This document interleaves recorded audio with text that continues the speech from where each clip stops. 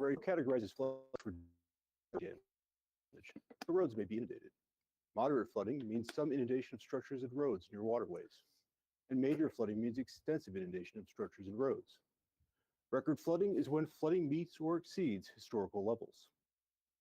Please be advised that this outlook is on the timescale of weeks to months, not days or hours, and localized flooding may be caused by heavy, intense rainfall at any time. This year, approximately 146 million people are at risk for flooding in their communities, with an additional 6.4 million at risk for moderate flooding. There is an estimated 1.4 million people at risk for major flooding. Earlier this week, near record snowpack across California, combined with heavy rainfall from the most recent atmospheric river event, led to widespread flooding throughout the state. While floodwaters in many areas are beginning to recede, minor and moderate flooding is ongoing in the Upper Sacramento and Salinas River basins. California's near-record snowpack will lead to continued potential for flooding this spring, particularly if additional rainfall occurs. There is a risk of moderate flooding for rivers and streams along the Sierra Nevada foothills from the Cosumnes south through the Kern River drainage. This spring, Noaa is projecting moderate to major flooding in the Upper Mississippi River basin. This is focused along the main stem Mississippi from the Twin Cities in Minnesota to St. Louis, Missouri. Portions of the Red River of the North in North Dakota and the James and Vermilion Rivers in South Dakota may experience moderate flooding this spring due to greater than normal snowpack. Moderate flooding is also projected on tributaries of the Missouri River in Missouri and Illinois River in Illinois. Additionally, moderate flooding is expected along the lower Ohio River downstream of Paducah, Kentucky to the confluence with the Mississippi.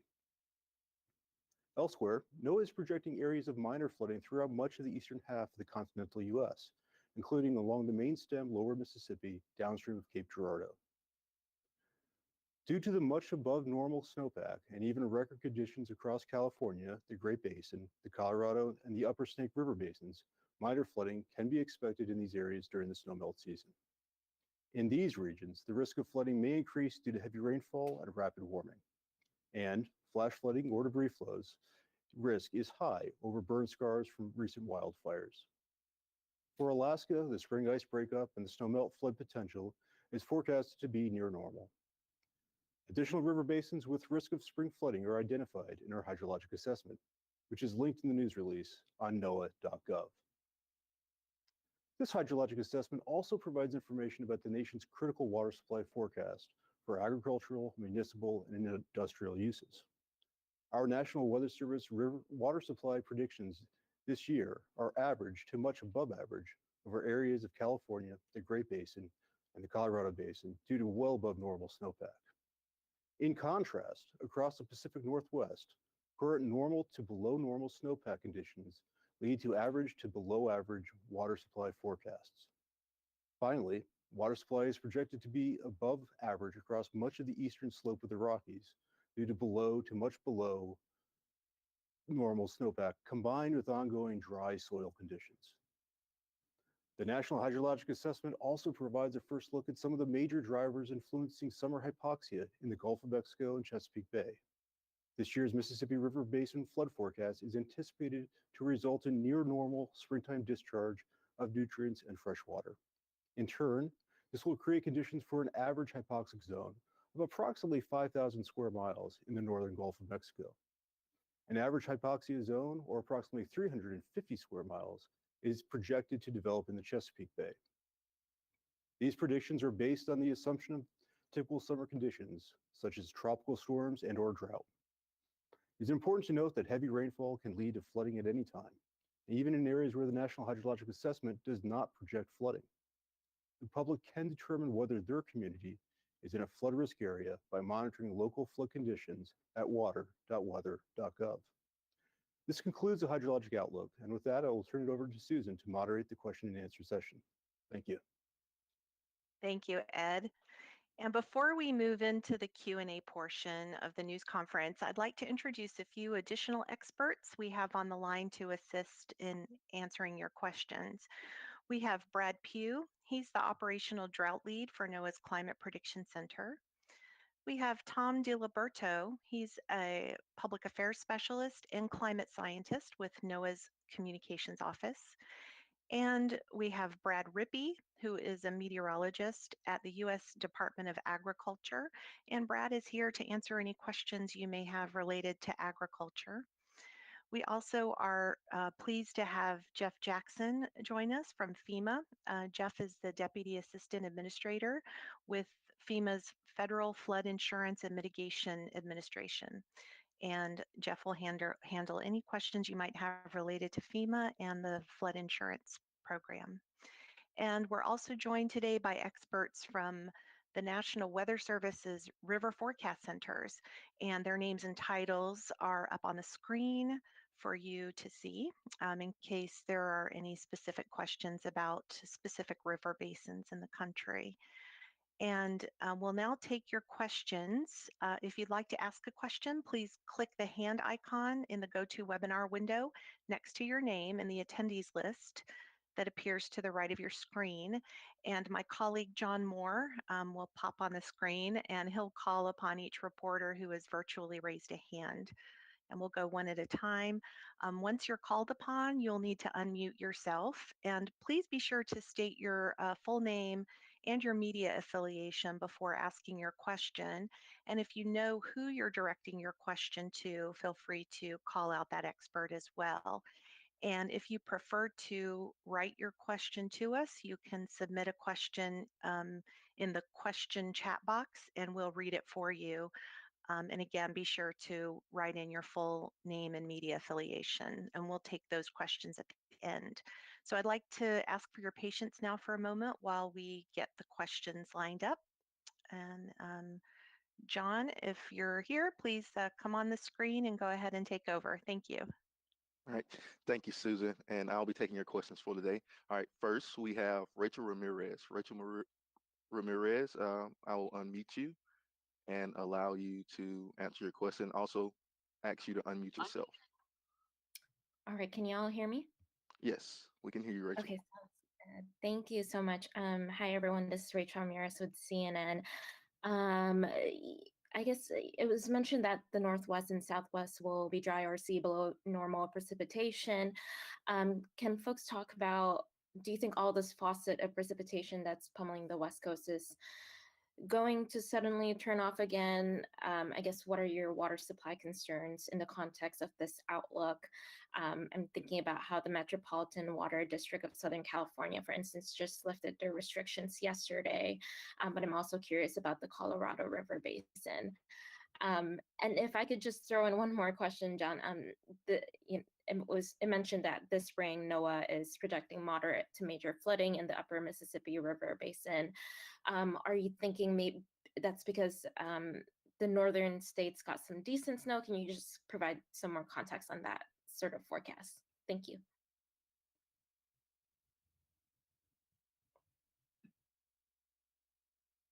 John, I'll let you take the first question. Sure. This is John Gottschalk from the Climate Prediction Center. With respect to the atmospheric river events and the above average precipitation that's been evident for quite some time, both in January and now more recently in California, there will be one more event early next week.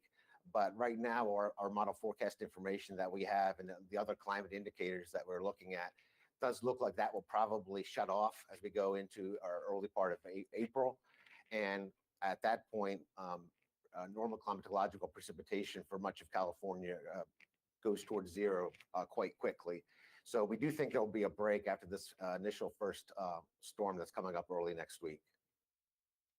So, Mr. Ramirez, I think the other questions you had were about water supply, both in California and in the Colorado Basin. So I'll point you to Brett from the California-Nevada River Forecast Center, and then also Paul Miller is with us from the Colorado Basin River Forecast Center. Brett, maybe start with you. Sure. Hope you can hear me okay.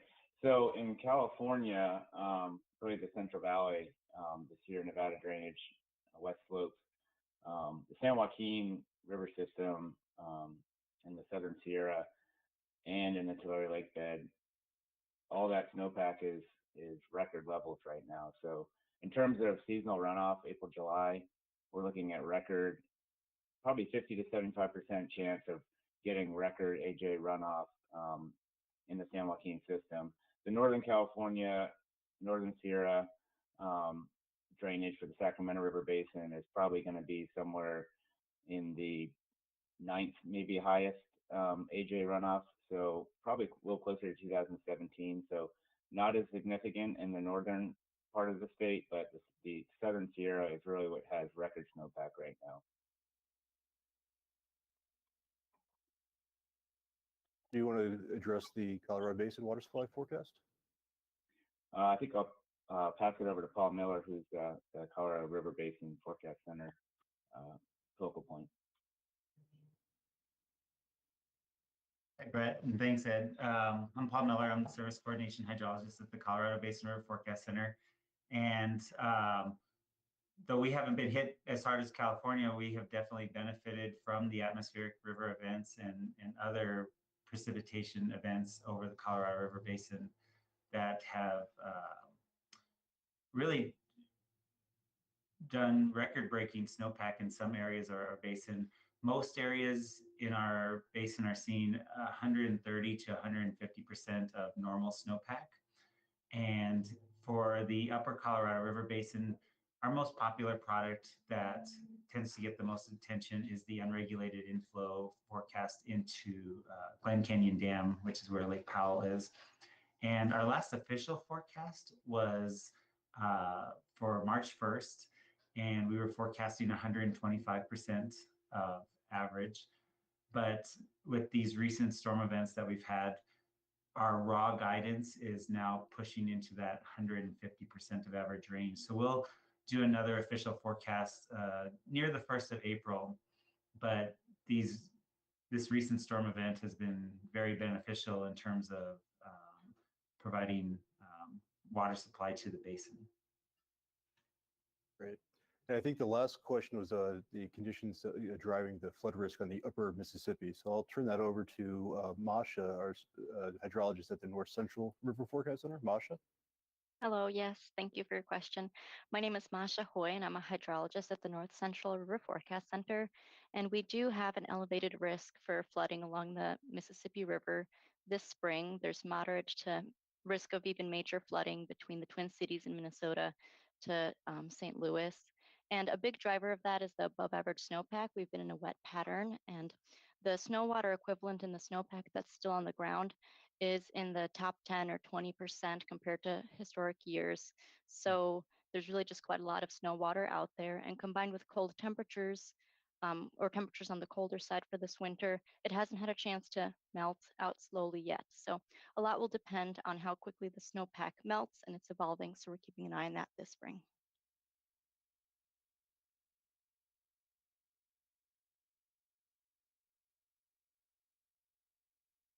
All right, thank you. I think that answers all of your questions, Rachel. Next, we'll go over to Brian Sullivan. Brian, I'm going to unmute you. You can ask your question.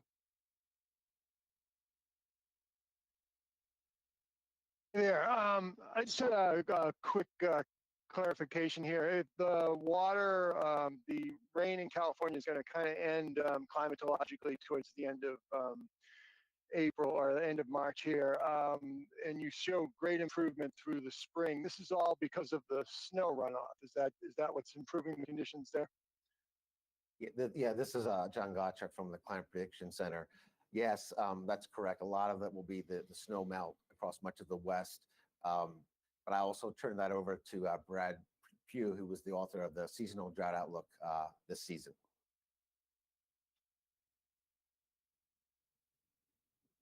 Yeah, hi, Brian. Hey, yeah, Brad. the improvement, continued improvement through the next month or more is related to the above average snowpack throughout California and the Great Basin. And also we do have this one more atmospheric river event coming early next week, which will provide additional heavy precipitation, especially to northern and central California.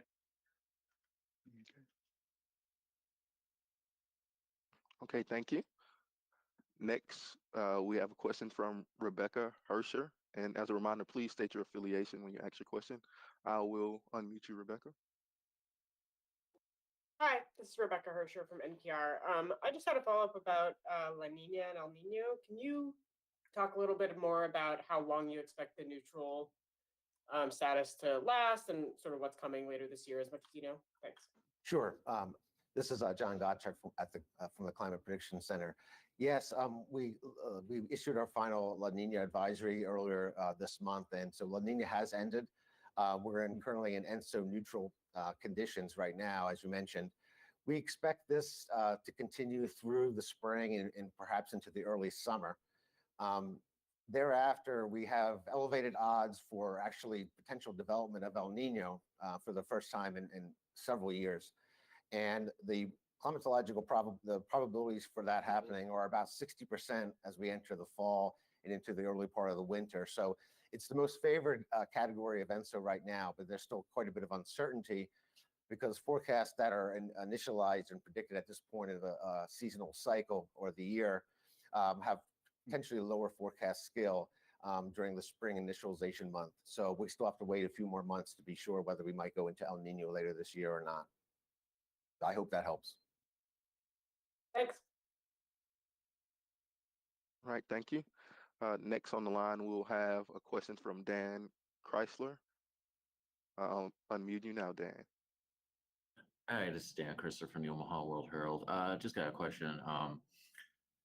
According to the U.S. Drought Monitor, in Nebraska here, pretty much all the states in some form of drought, particularly in Northeast and, well, I mean, just the highest levels of drought. It's come after, last year, there was, last year was a tough year for farming. I guess bottom line is, how does the winter weather plus the spring outlook here, is it going to help, kind of alleviate those drought conditions? I don't know if you can maybe offer any predictions on that front as it pertains to Nebraska, or? Sure. I'll turn that over to Brad Pugh, who was the lead of our seasonal drought outlook for the spring. Brad, can you help? Yes, this is Brad Pugh again, Climate Prediction Center. So we do expect improving drought conditions throughout the spring season across Nebraska. And that's related mostly to the increasingly wet climatology as we go deeper into the spring. 40 to 45% of the annual precipitation typically occurs during the months of April, May, June for the central and northern Great Plains. All right, thank you, sir. Yep, you're welcome. All right, thank you. Next on the line, we'll have Corey Reppenhagen. Corey, I'm unmuting you now. Hi, Corey Reppenhagen, 9 News, KUSA in Denver. I have 2 questions. I'm not sure who you want to try to tackle these, but first question is, do you consider this winter's La Nina to be a failed teleconnection, particularly in the southwest part of the country? And the second question is, does this winter give you, this La Nina winter give you any less confidence in the teleconnection, or does it fit into the variability that you have seen through time? Yeah, this is John Gottschalk. That's a great question. To answer your first question, yes, the forecast that we issued for the Western U.S. in general was actually opposite or flipped, if you will, from the typical below normal precipitation that we often see across parts of Southern California and the Southwest, for example, and the Southern Rockies. And generally wetter across the Northern Rockies and Pacific Northwest. The Pacific Northwest this year was generally drier than normal, and as we know, a lot of the storm track was shifted further south than expected, and is often during many La Nina events. It was very wet in your area, including Colorado. But I will say that if you look at past La Nina events over the historical record, it's not unusual to have this sort of variability from one La Nina event to another. In fact, if you look at modern La Nina events over the record that we have going back to 1948 or so, there's the potential for above normal precipitation, near normal precipitation, or below normal precipitation is almost equally likely along the West Coast and parts of the West. So it certainly fits in the variability of what we've seen in the past overall. So I hope that helps answer your question.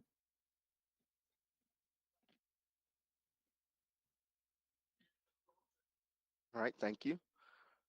Next, we'll go to Carlos Granda. Carlos, I'm unmuting you now. Hi, thank you for taking my question. Carlos Granda from KBC in Los Angeles. As you know, we've had this record amount of snow and rain here in California, and it's all going to start melting. And that's the big concern I think that we have is where's it going to go? The reservoirs are near capacity in many places. Is this even going to help our drought? It's really a two-part question. We're going to get all this rain. There's really no place to, all this snow melt, there's no place to put it. And is it really going to help our drought? Because people here are saying that despite this, we're still not really out of the woods. What are your thoughts? So I'm going to turn that over to Brett at the California Nevada River Forecast Center. I think he can speak to the melt, the interactions with the reservoir systems across the state, and perhaps provide some insight. Brett? Yeah, thanks, Ed. So, there is record snowpack in the Sierra, as you were kind of alluding to. So this is good for reservoir storage.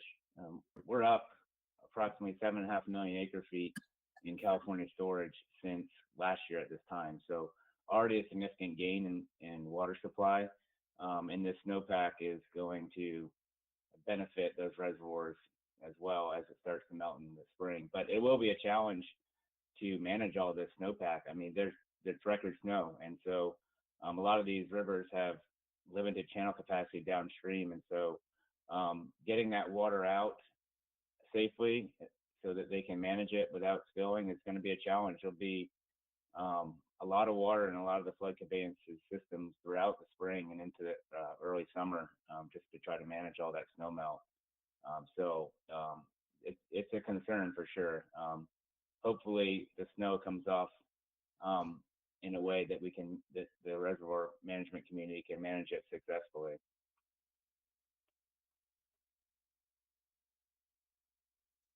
Okay, thank you. All right, next we'll go to Don Jenkins, who has a hand raised and questions in the chat. I'm unmuting you now, Don. Unmuted.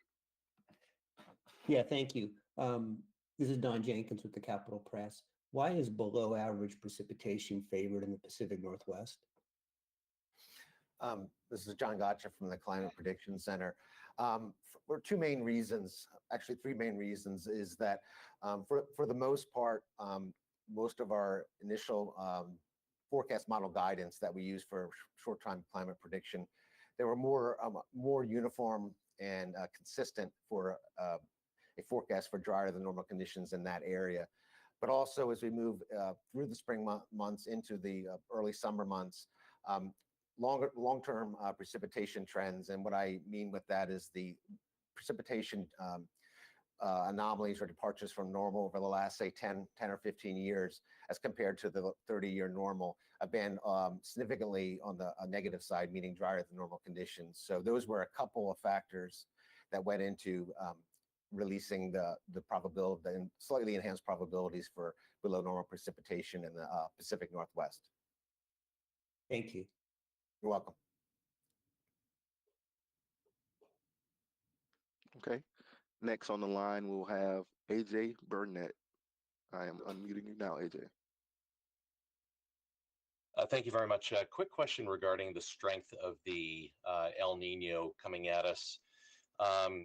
Any idea how strong the El Nino is expected to get and its possible impacts on the tropics coming up this year? Yeah, it's a great question.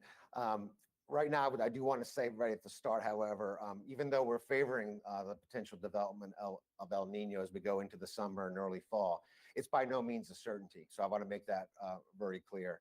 We are favoring that transition. And to that point, we're not at the point where we'll be able to get a feeling for the strength.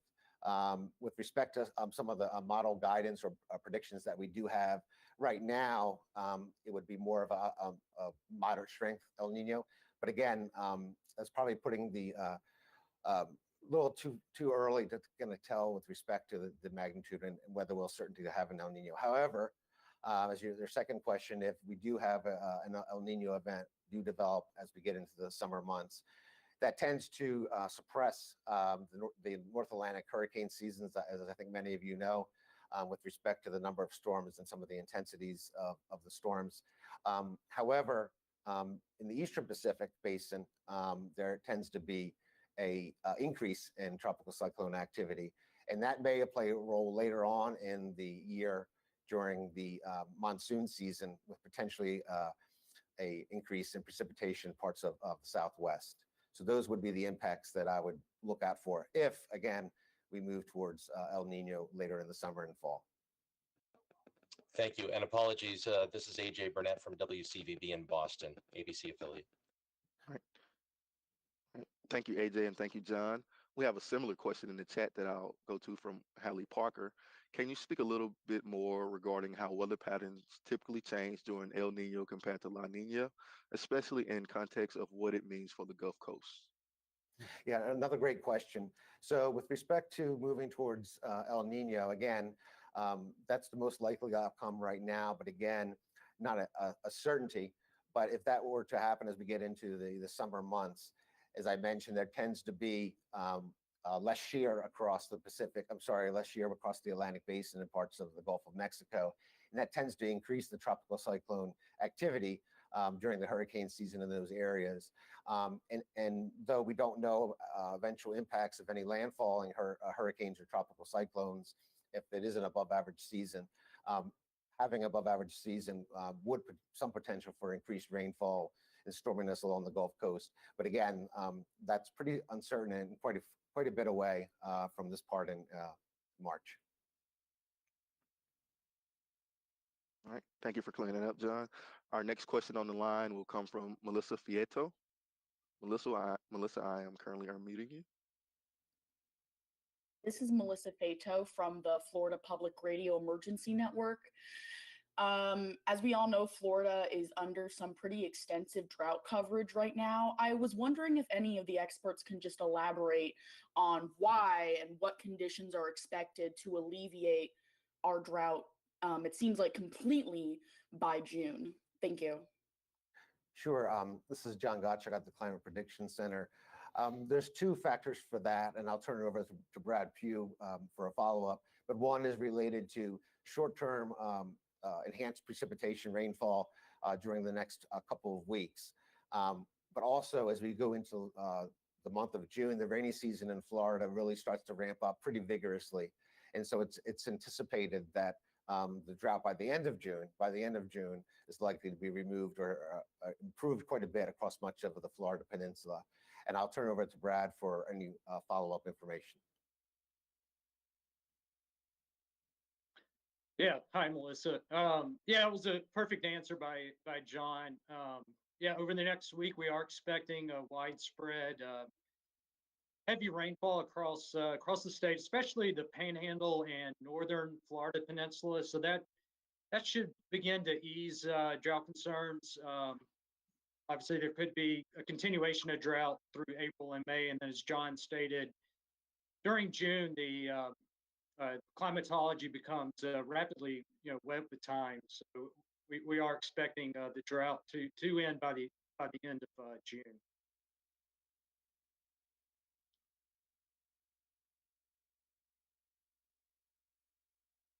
All right, thank you.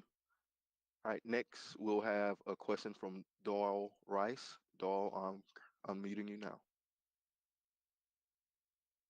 Yeah, good morning. Thanks for doing this. John had mentioned wildfires, and I kind of had a follow-up question about the wildfires forecast for the spring, especially in the Southeast and Florida.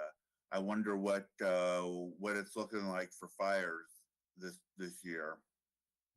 Yes, you bring up a very good point, Doyle. Actually, the most probably the highest concern right now with respect to fire is probably the Florida Peninsula because of the drought conditions that are ongoing there. Plus, unlikely to get much rain after this initial frontal system that Brad mentioned earlier. As far as more of the April-May potential period there, but as you go further out to the southwest, with the high amounts of precipitation and snowpack, there's likely to be a delay probably in the fire season in that part of the country. But it doesn't mean that it couldn't end up being a very strong season. It's just likely to be a more muted beginning for sure, and it may end up being a below average year, but we still have a little ways to go. The other area to focus on would be the Southern Plains, which is South Central High Plains, where the drought is pretty exceptional with respect. When wind conditions are elevated, there will be a potential for fire weather in those areas. But one caveat is that it's been so dry for so long, I think a lot of the fuels and grass that would burn with wildfires seems to have been really so depleted over the last year that it's kind of a mixed case in that region. But it's something certainly to keep in mind.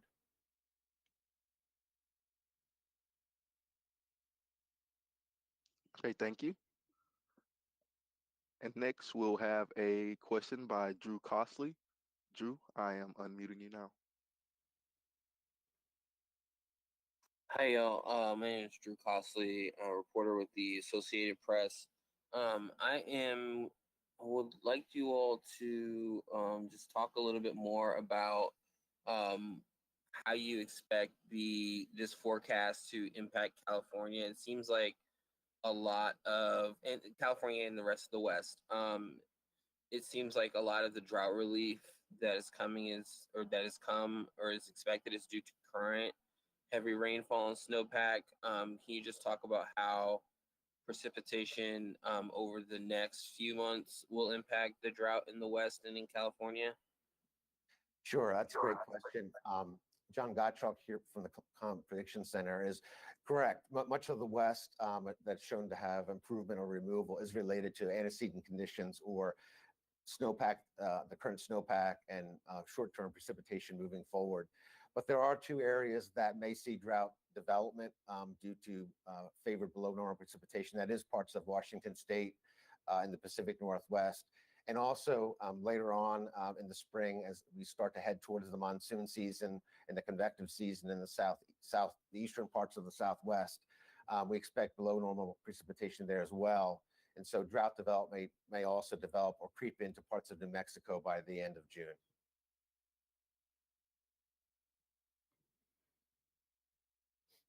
All right, thank you. All right, that answers Drew's question. All right, next we'll go to Susan Montoya Bryan. I'm unmuting you now, Susan. Yes, good morning. Thanks for taking our questions. Susan Montoya Bryan with the Associated Press out here in the Southwest. And I know Brett had mentioned earlier the favorable conditions for the reservoirs in California, but maybe Paul could speak a little bit more about the Colorado Basin and some of our biggies like Meade and Powell, and how over the long term, how much of an impact this extra moisture we've seen will actually have on those reservoirs and what we could look for further into the year. Sure. Sure, I can speak to that a little bit. So the Bureau of Reclamation makes the operational decisions on how those reservoirs are operated, and they take our forecasts and run that information through their hydrologic models to best decide how to manage those water resources. So it's not entirely up to us. So with that being said, the Bureau of Reclamation just released their latest 24-month study report, which is a projection of how those reservoirs are going to respond to the inflow that we're expected to see. And Lake Powell is expected to rise about 35 feet in its surface water elevation, which sounds like a lot, and it is a lot of water, but currently Lake Powell is about 23-25% full. And even rising 35 feet, that only puts it at about 36%-ish capacity. I have to double check those numbers. So, you know, it's definitely moving in the right direction, but we're far from filling the reservoirs in the Colorado River system, and we're far from being at a comfortable point from a water supply perspective. Lake Mead is really dictated by outflow from Glen Canyon Dam. So that really is a decision from the Bureau of Reclamation and how they're going to operate releases from Glen Canyon Dam and move that water between those two reservoirs. All right. Great, thank you. Next, we have a question in chat from Matthew Chase, and this is for a particular region. His question is, what is the forecast for the New York region and Long Island in particular, the city of Yale and Long Island? Yeah, this is John Gottschalk from the Climate Prediction Center. For the tri-state area in that region, first for temperature, pretty high odds for above normal temperatures for that region, along with the rest of the Mid-Atlantic and Northeast. For precipitation, there's also an elevated chance or odds for above normal precipitation as well. So generally favoring warmer and wetter conditions for that region during the upcoming spring. All right, thank you. All right, we have some more hands raised. Hallie Parker, your hand's raised. I'm gonna unmute you now, Hallie.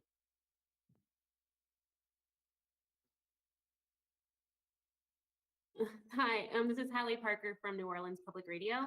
I was just hoping to get a little bit more clarification regarding the higher flood risk for upriver in the Mississippi River Basin. Like, how could that possibly affect us farther downriver, like in New Orleans? Yeah, it's a great question. I'm going to turn it over to Jeff Grashel. He's the service coordination hydrologist down there in Slidell at the Lower Mississippi River Forecast Center. Jeff, I don't know if you want to take this, and then if we need to, Masha could speak again to the drivers upstream. Sure. Yeah, this is Jeff Grushel, Service Coordination Hydrologist for the Lower Mississippi River Forecast Center, and a good question too. We do have, like was already mentioned, the chances of above normal flood risk on the upper part of the Mississippi River. But as you probably well know, the Ohio and the Tennessee kind of contribute more to the lower part of the Mississippi River than the upper part of the Mississippi or the Missouri River. So based on what we're seeing in the Ohio and Tennessee, we're kind of just looking at normal conditions for the lower part of the Mississippi River near the New Orleans area. Thank you. All righty. We have one more question, or one more hand raised from Corey Reppenhagen again. Corey, I'm going to unmute you. So. Thank you. I appreciate another question here. Corey from Denver again. My question is about the atmospheric rivers that developed over the winter. Can you put any context in how they might or may not relate to La Nina? Is that maybe why the Pacific Northwest is favored wetter and it just went south? Or was this pattern really just completely unprecedented? This is John Gottschalk at the Climate Predictions, and that's a great question. It was actually more related to what we would call variability or changes within the season or subseasonal changes. One of the factors that did play a role, and there was a few, but one of them was the existence of a tropical disturbance that's called the Madden-Julian Oscillation, or MJO, that tends to operate through the global tropics as well and produces impacts to North America and the Pacific that are similar to ENSO, but as opposed to having those impacts be additive on seasonal averages, the change is going to occur over a few weeks or 2 or 3 weeks. And so what we had happen, at least with the January events, late December into January events, is that we had a lot of subtropical and tropical moisture that was in the right place due to a Madden-Julian oscillation, and the jet stream and the troughing across the eastern part of the North Pacific was just right in the right place that it was able to link up both the northern stream and southern stream of the jet stream, which is the flow of air in the upper levels of the atmosphere. We're able to link up, and the storm track, as I mentioned earlier, was able to be further south and produce a lot of precipitation right into central Southern California, the Southwest, as well as Northern California, parts of Southern Oregon. But that's one reason a lot of the moisture went into that area and why the Pacific Northwest ended up being dry in that region. I hope that helps. Yeah, great. Thank you. You're welcome. Okay, with that being our last question, I'd like to thank John Moore on my team for facilitating the Q&A part, and tell the reporters for all those great questions. And before we conclude, I'd like to thank all of our experts who participated from across NOAA, the National Water Center, the Climate Prediction Center, the River Forecast Centers, and our federal partner agencies at FEMA and Agriculture. If you have any questions following this news conference, please reach out to my team, National Weather Service Public Affairs, by email at nws.pa@noaa.gov or by phone at 301-427-9000. The Spring Outlook news release with the outlook and flood risk maps are available at noaa.gov, and there's a link in the chat window here. And audio and video from this news conference will be added to the news release this afternoon. So thank you for joining us and have a great day.